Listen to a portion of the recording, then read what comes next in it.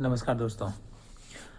तो आज की वीडियो का जो टॉपिक है वो कुछ ऐसे कमेंट्स जो मैंने हाल फिलहाल में अपने चैनल पढ़े और मुझे लगा कि उसको कवर करना चाहिए। कुछ आप ये कह लीजिए कुछ रैंडम मैंने ऐसे ही कमेंट्स को पिक किया है और मैं उनके ऊपर ट्राई कर रहा हूँ कि भाई अपना बेस्ट टू बेस्ट आपको बताऊँ क्या हो सकता है क्या नहीं हो सकता। तो काफ़ी लोग पूछ रहे थे कि पी एंड सी जो इंश्योरेंस है, जैसे मैंने बताया आपको पी एंड सी इंश्योरेंस के बारे में।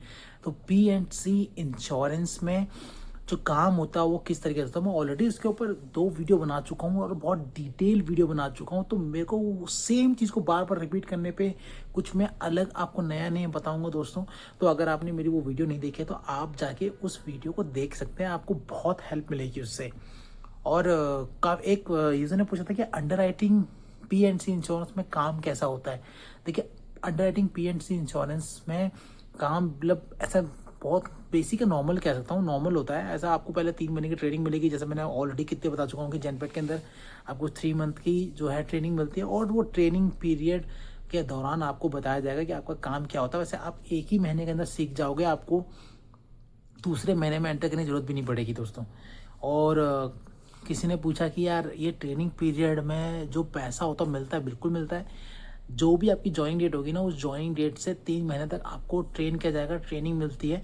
और उस ट्रेनिंग का आपको बकायदा पूरी, जैसे आपकी जो सैलरी होगी ना, वो पूरी सैलरी मिलेगी दोस्तों। ऐसा कुछ नहीं है कि आपका ट्रेनिंग पीरियड में पैसा काटने कुछ करना नहीं, आपकी पूरी पूरी आपको सैलरी दी जाएगी जो भी होगी। और मेरे प्रोजेक्ट में क्या था कि मुझे उस ट्रेनिंग पीरियड के दौरान जो मेरा इंसेंटिव था वो ही बन रहा था, जो कि 1200 रुपये था। मेरा फिक्स था कि भाई ट्रेनिंग पीरियड हो तो मुझे 1200 रुपये इंसेंटिव, तो सैलरी प्लस आपको इंसेंटिव मिलता है दोस्तों। तो मेरा भी यही था, आपको भी यही मिलेगा वहाँ पर। इंसेंटिव जो भी आपको होगा वो मिल जाएगा। और ये वेरी भी कर सकता है प्रोजेक्ट टू प्रोजेक्ट। मैं अपने प्रोजेक्ट के बारे में बता रहा हूँ, मैंने ये नहीं कहा कि सभी केसेस में आपको मिलने वाला। ये प्रोजेक्ट टू प्रोजेक्ट भी पूरी तरीके से वेरी करता है। और एक और क्वेश्चन था कि उन्होंने बोला कि यार जो मेरी जॉइनिंग डेट है ना, ये बार बार पोस्टपोन किए जा रहे हैं, उसको उसको क्या समझा जाए। तो जॉइनिंग डेट जो होती है दोस्तों, वो बार बार पोस्टपोन हो रही है, तो उसमें आप कुछ भी नहीं कर सकते हो ना।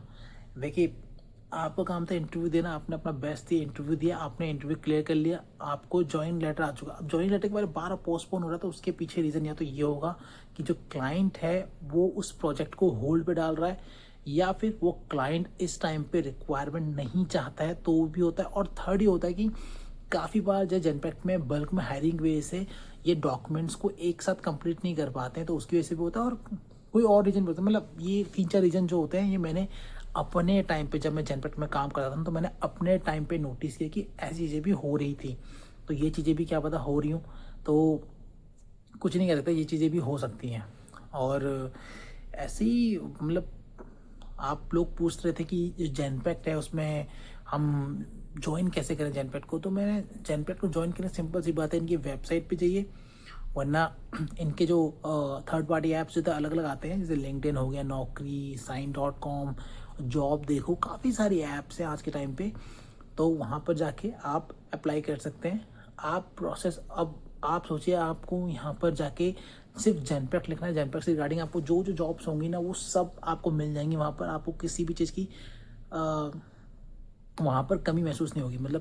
आप फिर जेनपैक्ट लेके आपको सारी डिटेल आ जाएंगी, भाई इस टाइम पे जेनपैक्ट में कौन कौन जॉब चल रही है, आपको एक पूरी तरीके से लेयर में आ जाएगा वहाँ पर।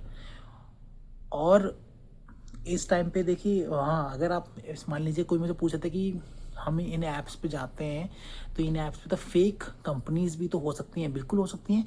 तो उन्हीं फेक कंपनी से बचने के लिए कैसे बच सकते हैं और मेरे साथ किस तरह का स्कैम हुआ था, मैंने वो सभी लॉन्ग फॉर्म वीडियोस अपने चैनल पे अपलोड किए हैं। आप जाके उनको देखेंगे ना, तो आपको सब कुछ डिटेल में मिल जाएगा, एक एक चीज़ को।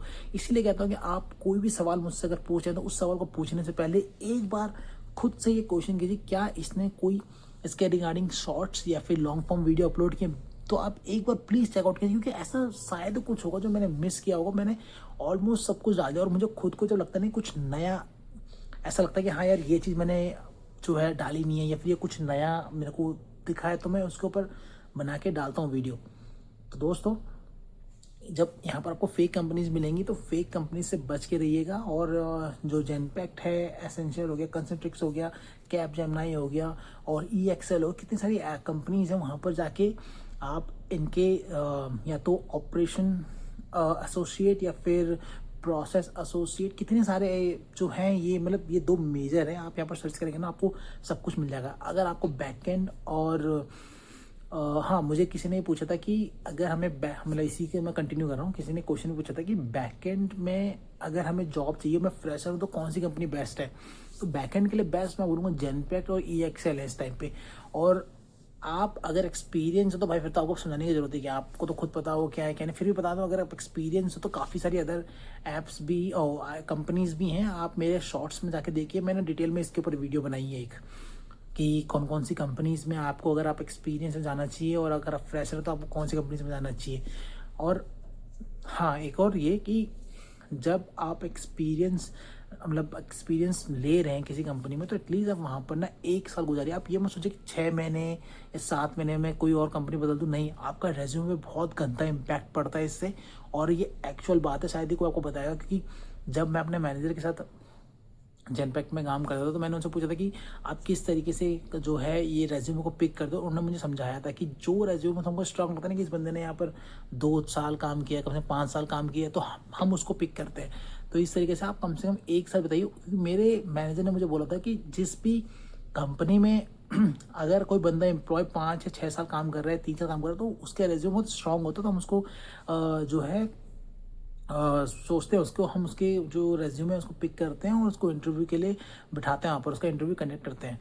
और वो ऐसा क्यों करते हैं पता है? क्योंकि मेरे मैनेजर साहब बोला कि हमको भी पता है कि आज से 2 या 3 साल और जब भी इसको एक बेटर अपॉर्चुनिटी मिलेगी ये यहाँ से निकलेगा। इवन ये हो सकता है कि वो 1 साल के उसके अंदर निकल जाए, लेकिन जो बंदा, जब उनको रेज्यूमे में दिखता है कि 5 या 6 साल काम कर रखा है, 3 साल काम कर, 2 साल काम कर रहा है कहीं पर, तो उनको लगता है कि यार इसको अपॉर्चुनिटी मिलेगी तब भी ये कम से कम 1 या 2 साल तो यहाँ कंप्लीट करके जाएगा ना, उसके बाद निकलेगा। क्योंकि सबको पता है कि यहाँ से सब निकलेंगे भाई, चाहे तुम्हारा मैनेजर ही क्यों ना, वो भी निकलेगा एक टाइम बाद।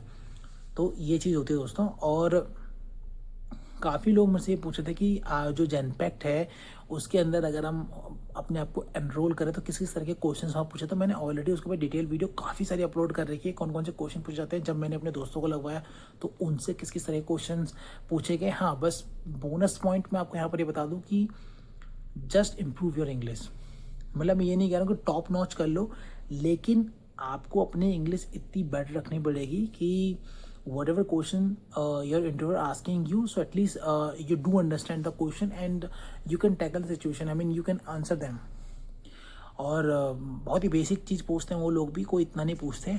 अगर आप फ्रेशर हो तो बहुत बेसिक चीज़ें आपके बारे में ही, क्या करते हो क्या नहीं करते हो, आपके फादर क्या करते हैं, वो ज़्यादा पर्सनल नहीं जाएंगे, लेकिन छोटा मोटा।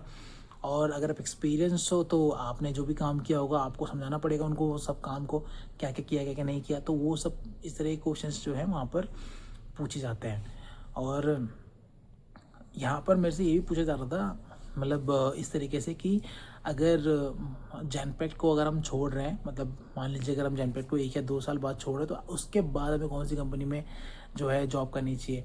तो भाई बेस्ट चीज़ बताऊँ को, जेनपैक्ट जो है ऑलरेडी एक गुड ब्रांड नेम है भाई इंडिया के अंदर। तो आपके रेज्यूमे ना ऑलरेडी से स्ट्रॉन्ग हो चुका होता है, और जो भी आपको जहाँ भी आप इंटरव्यू के लिए जाना चाहते हो, जैसे आप जाइए कैपजेमिनी, ई एक्सेल, कहीं भी, मतलब देखो कंपनी जो है ना ये 8-9 ही कंपनीज, मतलब ऐसी फेमस, मतलब फेमस भी क्या है, मतलब बहुत ज़्यादा फेमस भी नहीं, मतलब ठीक ठाक, जहाँ पर आप जा सकते हो। जैसे आप ई एक्सेल में ट्राई कर लो, कैपजेमिनी में ट्राई कर लो, तो यहाँ भी आपको अच्छा पैकेज मिल जाएगा। जो बंदे फ्रेशर हैं ना, ये स्पेशली मैं उनको बोलना चाहूँगा कि अगर आप फ्रेशर हो तो आप ई एक्सेल में जरूर ट्राई करो, क्योंकि जेनपैक्ट का ना मैंने हाल फिलहाल के अंदर देख रखा है बहुत लेंदी प्रोसेस हो रहा है। और लेंदी प्रोसेस होने के बाद जब लोग सब कुछ क्रैक कर रहे हैं तो उनको बेंच पे बिठा दे रहे हैं और कह रहे हैं कि आपको ऑनबोर्डिंग होने वाला, जिनका ऑनबोर्डिंग हो गया, आपको ऑफर लेटर पे डेट भी आ चुकी है, उसको बोल रहे हैं कि आपको ज्वाइनिंग करवाएंगे। तो ई एक्सेल मैंने सुना है इतने कम, थोड़े लफड़े हैं इन चीज़ों में और थोड़ा कम किचकिचबाजी वहाँ पर। तो आप वहाँ पर ईजिली जाके क्या बोलते हैं, ये प्रोसेस ख़त्म होता है और काम अच्छा जल्दी स्टार्ट, ऑनबोर्डिंग जल्दी हो जाती है वहाँ पर।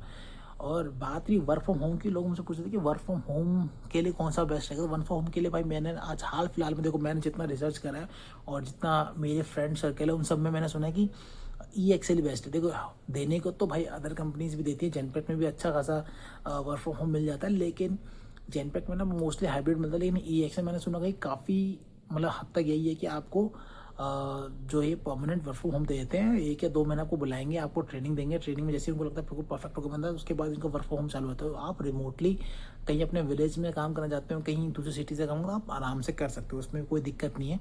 हाँ, कभी कभी कोई क्लाइंट मीटिंग हो कुछ होगी तो उसमें वो भी कभी कभी मतलब once in a blue moon होता है। और मान लो 2-3 महीने में एक बार बुला ले तो भाई ये तो कोई भी अफोर्ड कर सकता है। 2-3 महीने में एक बार ऑफिस जाना तो ऐसा लगता है चलना चलता है, कोई बात नहीं। थोड़ा ठीक भी लगता है कि आपके जो कॉलीग्स हैं जिनसे आप ऑनलाइन मिले हो वहाँ पर आपकी टीम के अंदर, तो आप उनसे बातें कर सकते हो और काफ़ी चीज़ें हैं करने को तो।